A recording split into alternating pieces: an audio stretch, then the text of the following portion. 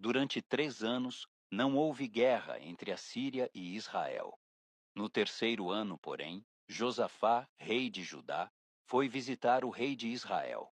Durante a visita, o rei de Israel disse a seus oficiais: Não sabem que a cidade de Ramote-Gileade nos pertence?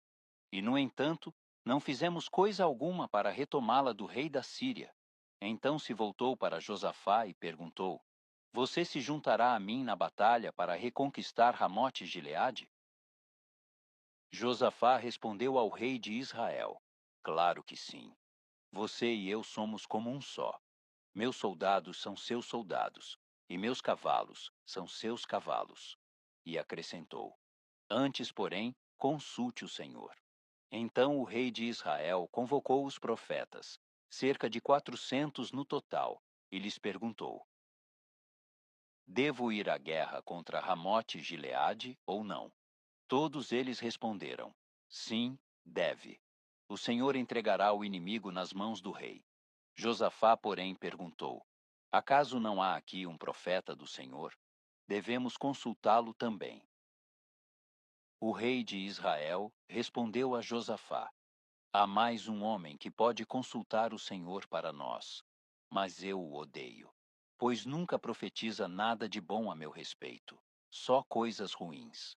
Chama-se Micaías, filho de Imlá. O rei não devia falar assim, respondeu Josafá.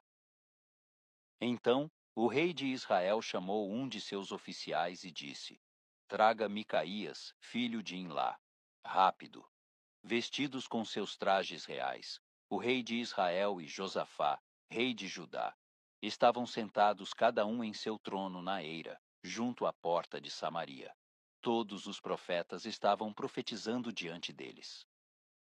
Um dos profetas, Zedequias, filho de Quenaaná, fez chifres de ferro e declarou: Assim diz o Senhor: Com estes chifres o rei ferirá os sírios até a morte. Todos os outros profetas concordaram, dizendo: Sim, suba a Ramote-Gileade e seja vitorioso, pois o Senhor a entregará nas mãos do rei.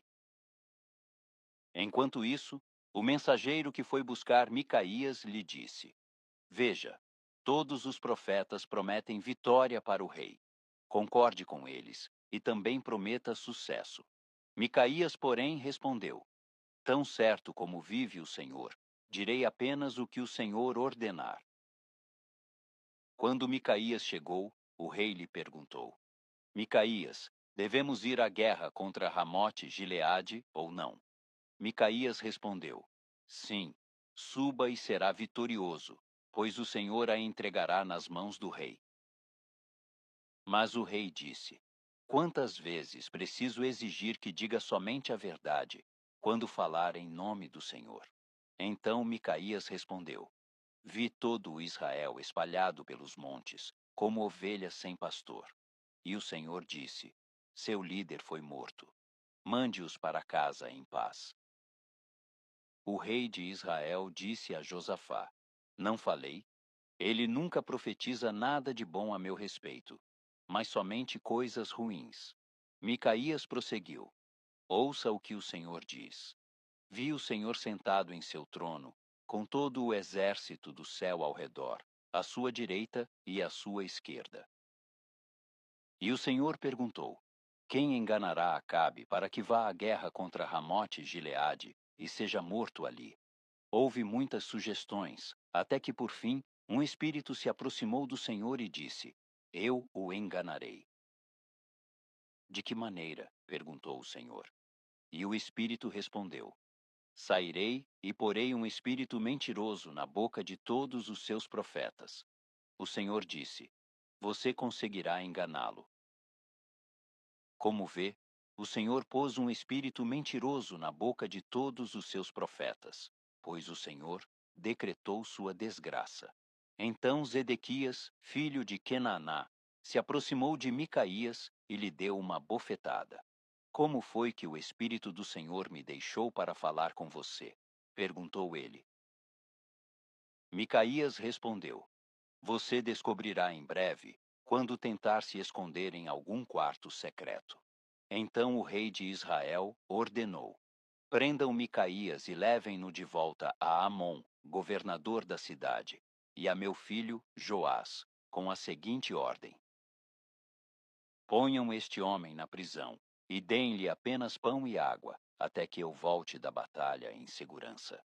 Micaías, porém, respondeu: se voltar em segurança, significará que o Senhor não falou por meu intermédio. E acrescentou aos que estavam ao redor: todos vocês prestem atenção às minhas palavras. Então, o rei de Israel e Josafá, rei de Judá, levaram seus exércitos para atacar Ramote-Gileade. O rei de Israel disse a Josafá: quando entrarmos no combate, usarei um disfarce para que ninguém me reconheça, mas você vestirá seus trajes reais. O rei de Israel se disfarçou, e os dois foram à batalha. Enquanto isso, o rei da Síria tinha dado as seguintes ordens aos 32 comandantes dos carros de guerra: ataquem somente o rei de Israel.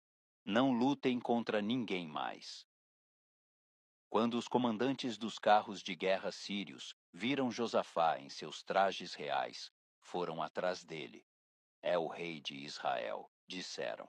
Contudo, quando Josafá gritou, os comandantes dos carros perceberam que não era o rei de Israel e pararam de persegui-lo. Então, um soldado sírio disparou uma flecha ao acaso e acertou o rei de Israel entre as juntas de sua armadura. Dê a volta e tire-me daqui, exclamou Acabe para o condutor de seu carro. Estou gravemente ferido.